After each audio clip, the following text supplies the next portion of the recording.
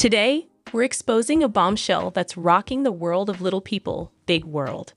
If you thought the Roloff family drama ended with Matt and Amy's divorce or the Roloff farm's disputes, think again. Someone in Amy's family has just filed a heartbreaking secret lawsuit, and the news has just broken. This lawsuit has forced Amy to sell her cherished business, Amy's Little Kitchen.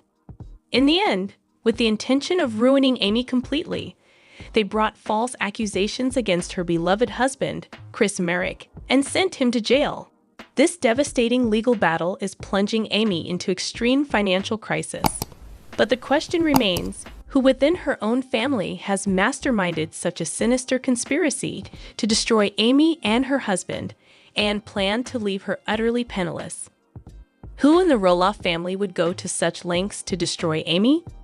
What secret resentment festered for so long that it erupted into a devastating legal battle, forcing Amy to sell her beloved business?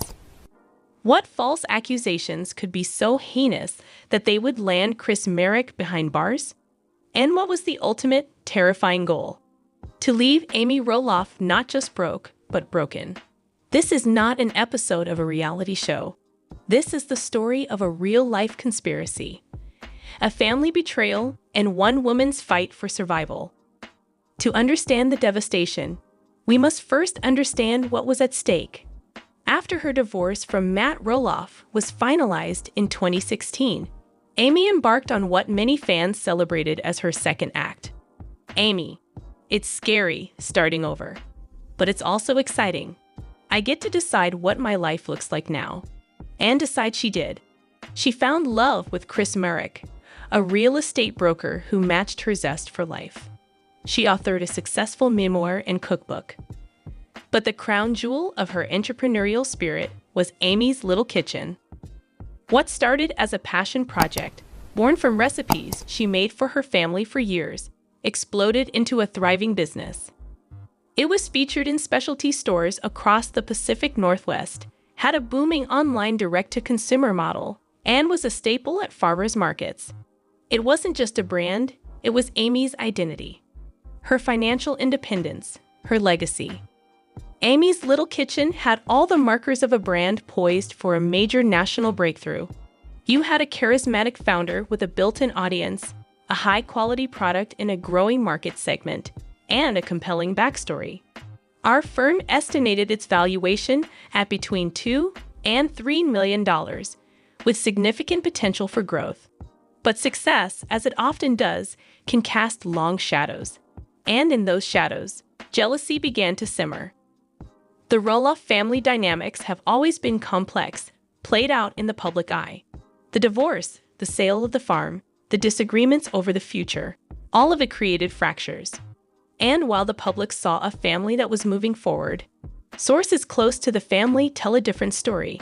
A story of lingering resentments, of perceived slights, and of one family member who watched Amy's rising star not with pride, but with a growing and consuming bitterness. The question was, which one? The first blow came not with a shout, but with a whisper. A sealed envelope delivered by a process server to Amy's home on a quiet Tuesday morning.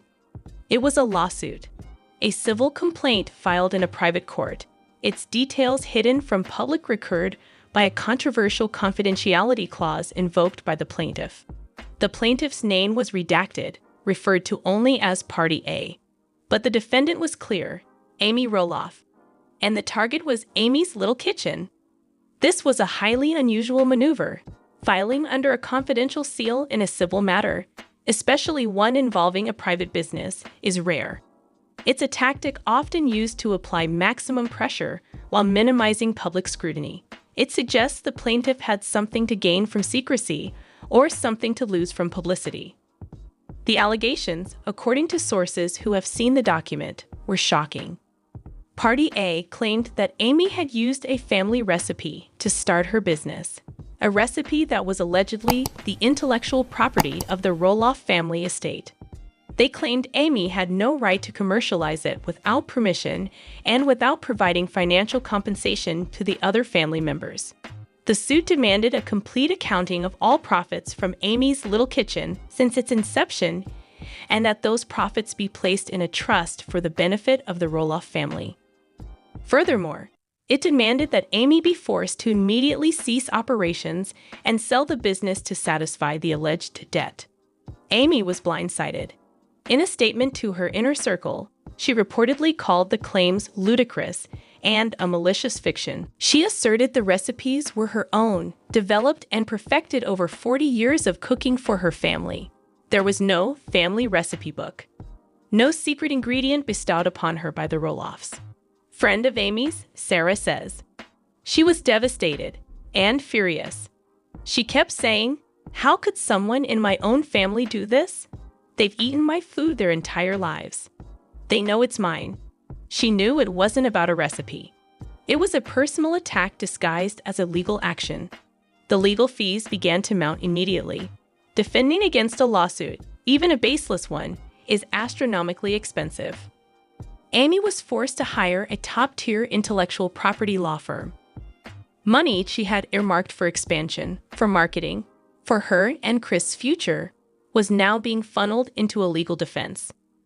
The strategy here is classic. It's called litigation by attrition. You may not have a strong case, but you know your target has limited resources. You bury them in legal motions, discovery requests, and depositions. You make the process so expensive and so exhausting that they have no choice but to settle on your terms, just to make it stop. And that's exactly what began to happen. Amy's Lil Kitchen, once a thriving, cash-positive business, started to hemorrhage money. Production slowed. Marketing stopped. The dream was being strangled by legal paperwork. Amy and Chris tightened their belts, but the drain was relentless. The lawsuit was a ticking time bomb under the foundation of their life together. But the worst was yet to come. Just as Amy was preparing for a crucial deposition in the civil case, the other shoe dropped, and it dropped with the force of a sledgehammer. Chris Merrick was arrested on charges of financial fraud, embezzlement, and conspiracy to commit wire fraud. The allegation, according to the arresting affidavit, was staggering. The plaintiff from the civil lawsuit, the mysterious Party A, had gone to the criminal authorities. They claimed to have new evidence that Chris Merrick had not only known about the stolen recipe, but had actively conspired with Amy to funnel money from the business to hide assets from the family and to defraud investors. The most damaging claim? Party A alleged that Chris had used his real estate expertise to create a complex web of shell companies to launder the profits from Amy's Little Kitchen, effectively hiding the true value of the business to make the civil lawsuits seem frivolous. This is a nuclear option. Taking a civil dispute and injecting it into the criminal justice system changes everything. The burden of proof is different. The stakes are different. You're no longer fighting for money. You're fighting for freedom. It's a clear attempt to inflict maximum damage and pressure.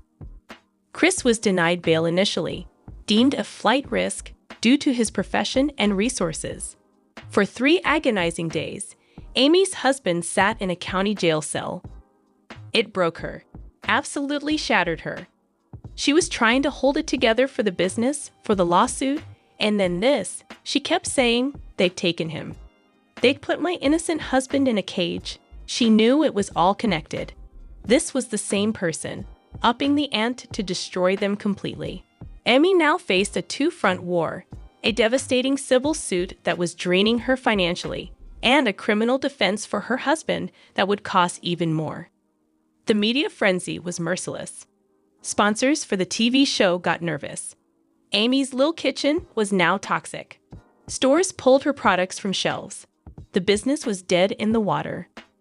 Amy was isolated, terrified, and running out of options. Her life's work was collapsing, and the love of her life was facing years in prison.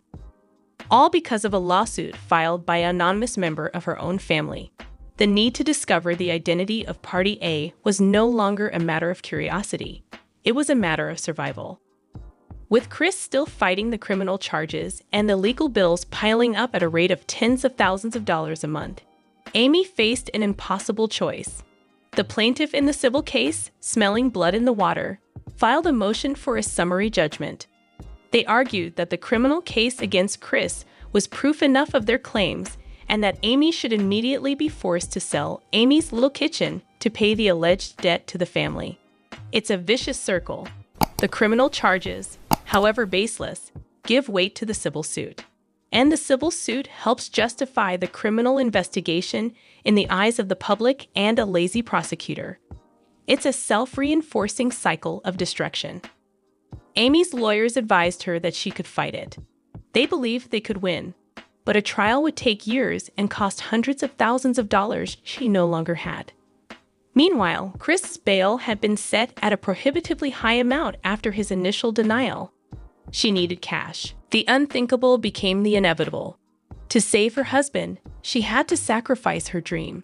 In a heartbreaking settlement, Amy agreed to sell Amy's little kitchen.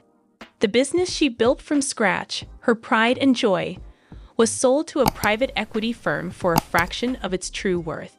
The proceeds were immediately frozen by the court, pending the outcome of the cases. It was a fire sale, a tragedy. The brand was damaged by the scandal, but the underlying business, the recipes, the customer list, the distribution deals was still valuable. She was forced to sell under the worst possible circumstances. The vultures were circling. The sale covered the initial mountain of legal debt, but it was gone. Her primary source of income was gone. She managed to get Chris out on bail, but he was a shell of his former self. The vibrant, confident man was now subdued, haunted by the charges hanging over him and the financial ruin he felt he had brought upon his wife. The family had gone radio silent. Public statements were crafted by public relations teams, offering thoughts and prayers and hope for a quick resolution, but no support, no condemnation of the mysterious plaintiff. The silence was deafening. It felt, to the outside world, like a family closing ranks, but was it to protect one of their own? Or were they, too, victims of this plot? Amy was now financially crippled, emotionally shattered, and staring into the abyss. The plaintiff had won. The business was sold. But the criminal case against Chris persisted. The goalposts had shifted. The initial objective seemed to be financial ruin. Now, it seemed the goal was total annihilation, to send an innocent man to prison and leave Amy with nothing and no one. Who could harbor such venom? Who would not be satisfied with just taking a business, but would also need to see a man imprisoned? The list of suspects was small. The motives were becoming clearer. In any investigation, you look for means, motive, and opportunity. The means was a lawsuit and a false criminal accusation. The opportunity was intimate knowledge of the family, its dynamics, and its finances. That pointed squarely to the inner circle. But the motive? That was the key. We examined every member of the Roloff family. Matt Roloff. The most obvious suspect was Amy's ex-husband, Matt. Their relationship has been famously contentious. He is a shrewd businessman. Did he see Amy's little kitchen as a direct competitor to the Roloff Farms brand? Was he angered that she was profiting from a Roloff family identity post-divorce? Sources close to Matt vehemently deny this. While the motive might exist, the method doesn't fit. A very public scandal that damages the Roloff name also damages the value of Roloff Farms, Matt's life's work. It seems counterintuitive. Furthermore, Matt was reportedly furious about Chris' arrest, telling a friend, "This is bad for all of us." Jeremy and Audrey Roloff. The next potential suspects, Jeremy Roloff and his wife Audrey. They have their own thriving brand, behind the scenes, built on a platform of faith, family, and somewhat traditional values. Did they disapprove of Amy's second marriage? Of her public persona? Was there a sense of competition in the family influencer space? Again, the motive seems weak. A scandal of this magnitude creates a toxic halo effect that would undoubtedly hurt their brand too. Their business relies on a perception of wholesomeness. This drama is anything but wholesome. Zach and Tori Roloff. Then there's Zach and Tori. Their relationship with Matt has been strained, particularly over the failed negotiations to buy a portion of Roloff Farms.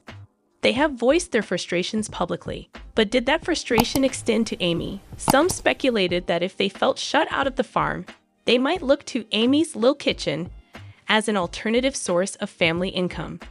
However, by all accounts, Zach and Tori have a very close relationship with Amy. She is a doting grandmother to their children. Tori has often spoken of her admiration for Amy. It seems highly unlikely. Jacob and Isabel Roloff. Jacob Roloff has been the most openly critical of the family's reality TV fame. He has distanced himself from the show and spoken about the negative effects of being in the spotlight. Could this be an extreme act of rebellion, an attempt to burn the entire enterprise to the ground? But Jacob has also reconciled with his family in recent years. He seems at peace. Furthermore, he and his wife Isabel have their own creative pursuits and have shown no interest in the family's business ventures. The complex financial nature of the lawsuit seems beyond his stated interests. Molly Roloff. Molly Roloff is the family ghost. She has completely removed herself from the public eye, living a private life with her husband and children. She has no brand, no social media presence, no visible connection to the family businesses. She seems to have no motive whatsoever. So who does that leave? The public faces all seemed unlikely. The private ones seemed unmotivated. The investigation had hit a wall. Until a clue emerged not from the present, but from the past. As Chris's criminal lawyers began their discovery process, they subpoenaed all communications between the plaintiff and the district attorney's office. Buried in thousands of pages of emails, they found something peculiar. It was an email from the plaintiff's civil attorney to a deputy DA. It referenced a side agreement that was contingent on the successful criminal forfeiture of the business assets. This was a bombshell. Forfeiture is a specific legal term. If the state proves a business was built using illegally obtained funds or through fraud, they can seize it, forfeit it, and it becomes property of the state. This email suggested the plaintiff wasn't just interested in money. They had a deal with the prosecutor's office to actually have the business taken by the state. This changed everything. It wasn't about money. This was about erasure. The plaintiff didn't want to own Amy's Lil Kitchen. They wanted it to not exist. They wanted to retroactively prove it was never legitimately Amy's to begin with. This was a level of hatred that went beyond greed. This was about legacy, about rewriting history. This new evidence pointed to a motive far more personal and deep-seated than anyone had imagined. It pointed to someone who felt their own legacy was threatened by Amy's success. Someone who believed they were the true heir to the Roloff story. Karen Chandler. For years, she was Matt's right-hand woman on the farm, his confidant during the divorce, and now his fiancée. She is deeply integrated into the business operations of Roloff Farms. But what if she wanted more? What if watching Amy, the ex-wife, build a successful, independent brand apart from Matt and the farm chafed? More update. Amy Roloff from Little People, Big World recently shared that she has been teaching her husband, Chris Murrick, a surprising new skill, highlighting their bond after the show. She also admitted the emotional pain she still feels over Matt Roloff's relationship with Karen. While Amy gave fans a heartfelt relationship update, many viewers criticized Chris, questioning his role in her life and sparking debate among fans. I will explain everything. LPBW, Amy Roloff teaches Chris Murrick surprising new skill.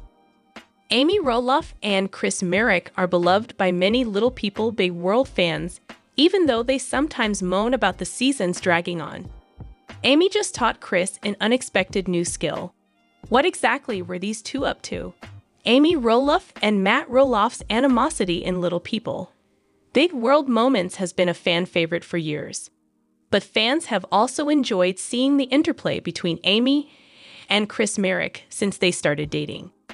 A new angle is witnessing Amy's success in her marriage to Chris. The surprising friendship between Little People.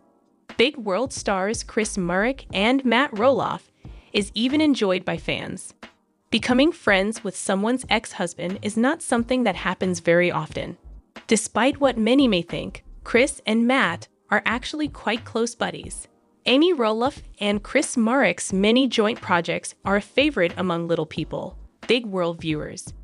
Fans adore witnessing Amy and Chris' many experiences, whether it's going for a motorbike ride, seeing a local band at a trendy pub, or traveling the globe to different exotic locales. Teaching Chris Marek a new trick was recently Amy's update for her numerous Little People Big World followers. Even after all these years of dating, Chris' eagerness to learn new things remains a strong point of their relationship. Little People Big World viewers who have been around for a while know that Amy Roloff's happy place is in the kitchen. For her, the ability to prepare delicious food, whether it's her world-renowned fudge or a robust meal recipe, is a form of expression of love. Chris Marek, her partner, learned how to prepare meatloaf not long ago. "Love spending time with my partner," Amy Roloff informed her legion of Little People, Big World supporters. "Meatloaf recipe in my cookbook, see profile for link, and mashed potatoes were among the dishes I demonstrated to him. I am aware, yes, still, he hasn't had to figure it out until now because he's been a single man for a long time. So we cooked together in the kitchen," Amy Roloff continued to tell her numerous followers. "I enjoy making delicious treats for him in the kitchen." Amy and Chris' willingness to spend time together in the kitchen and learn from each other is a favorite feature among Little People, Big World fans. It appears like they were both pleased with the outcome, according to the picture Amy included with her most recent meatloaf post.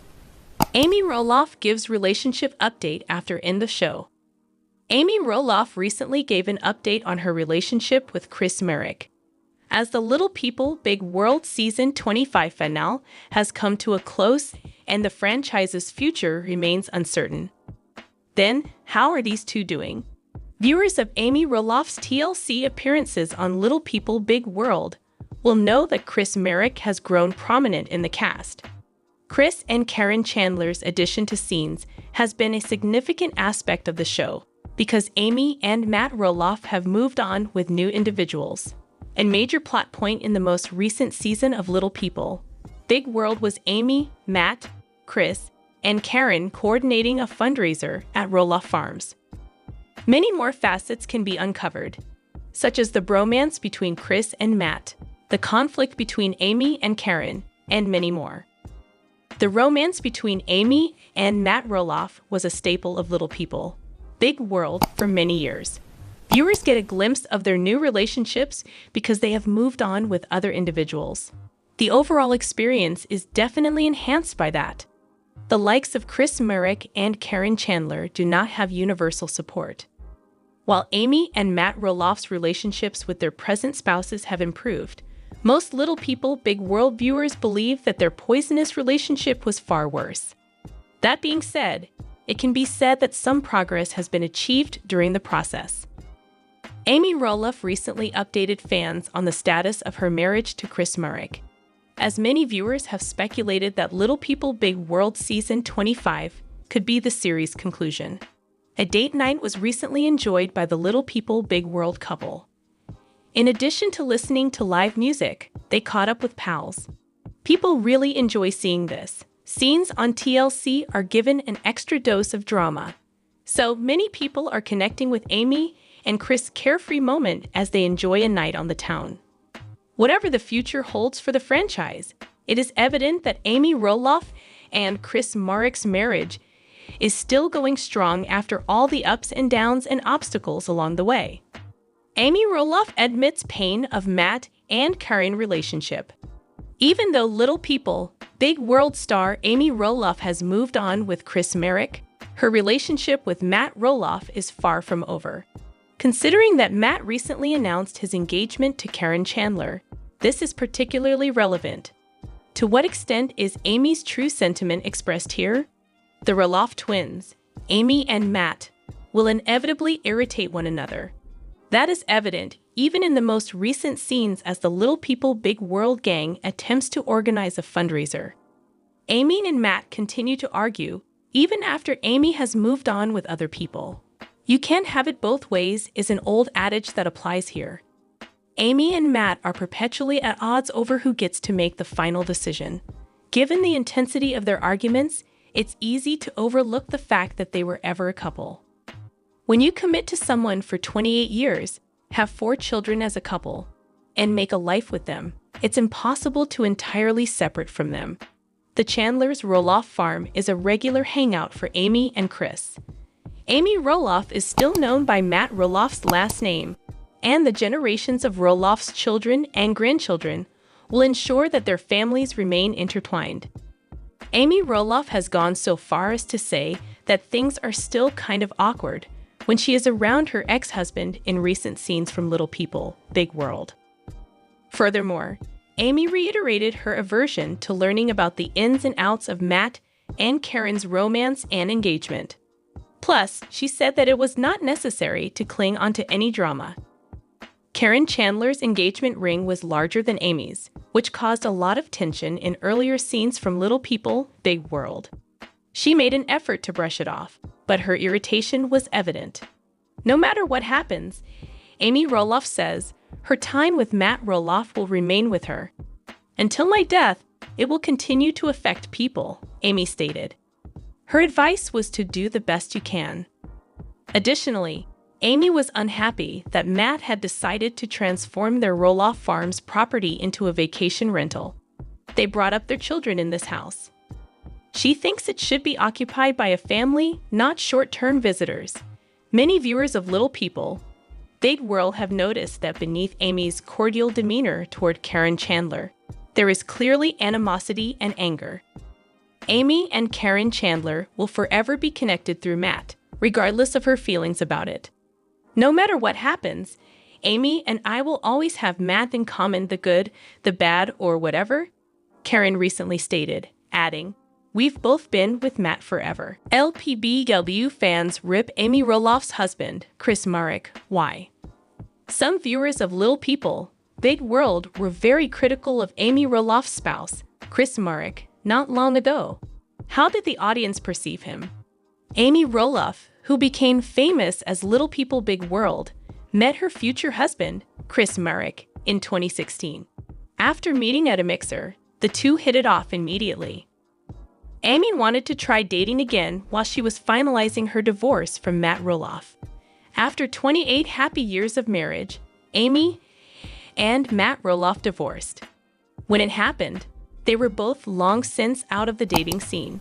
Still, Amy was itching to get back out there and give it a go. She quickly located Chris Marek. Despite the passage of time, they have unquestionably succeeded. Matt, Amy's ex-boyfriend, is even Chris Marek's bro. The marriage of Amy Roloff and Chris Marek took place in August of 2021, marking the official beginning of their wedded life. Their marriage appears to be flourishing and full of joy at first glance. Chris has become a part of the Roloff family, and he has even tried to form a relationship with the kids that live with Zach and Tori. Little People, Big World situations have even featured Chris. Amy and Chris frequently travel to faraway, foreign locales when they're not filming TLC or just hanging out at home. Their recent vacation to Ireland was a much-needed escape to the Emerald Isle.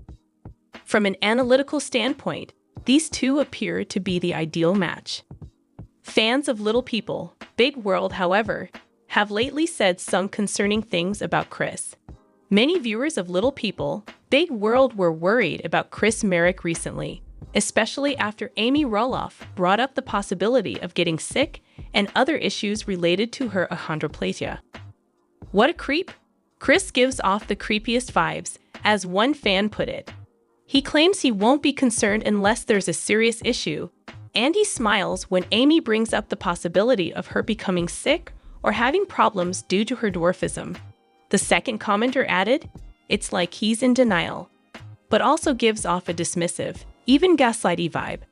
A few Little People, Big World fans went even farther, saying that Chris was driven by a strange fetish to intentionally pursue someone with a disability. "That guy is creepy," added another commenter. "What a complete moron, Amy. There is such a thing as a neuro impairment, and I was born with one." People with disabilities are preyed upon for a variety of reasons, including fetishes self-delusions of grandeur and abuse. Many viewers of Little People, Big World enjoy Chris, and they do not all believe that he harbors ulterior motives towards Amy. But this does give us something to think about in terms of his intentions. For the duration of the current season, this is more than enough to keep viewers engaged. No more today. What are you thinking about this gossip today? Let us know in the comments, and stay tuned by subscribing to our channel to get more updates like this. Thank you.